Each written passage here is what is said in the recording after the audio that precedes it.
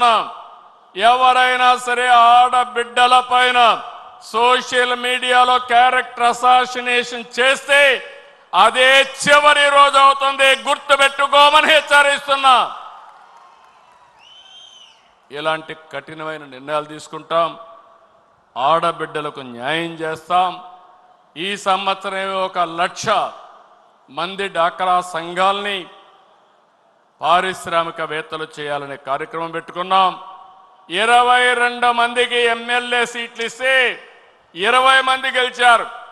ఈ రేషియోలో చూస్తే ఎంతమంది ఎమ్మెల్యేలుగా మహిళలకు ఇస్తే, ఎంపీలుగా ఇస్తే తప్పకుండా ఎక్కువ గెలిచే అవకాశాలు ఉన్నాయి.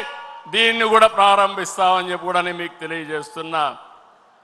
అందుకే ఇక్కడే కడపలో మీరు చూస్తే మాధవరెడ్డి ఉంది. ఆమెను అందరూ కూడా తక్కువ అంచనా వేశారు, రిజల్ట్ చూశారు, అదరగొట్టింది. అదే మహిళా శక్తి అని చెప్పి నేను మీకు తెలియజేస్తున్నా. ఈరోజు నేను ఒకటే మీ అందరికీ హామీ ఇస్తున్నాను. ఇప్పటికే చాలా కార్యక్రమాలు చేశాం, మళ్ళీ హామీ ఇస్తున్నా. ఈ నెలలోనే లేకుంటే నెక్స్ట్ నెల లోపల తల్లికి వందనం, ఎంతమంది పిల్లలుంటే అంతమందికి 15,000 రూపాయలు ఇచ్చే బాధ్యత మనది అని మరొకసారి విజ్ఞప్తి చేస్తున్నా.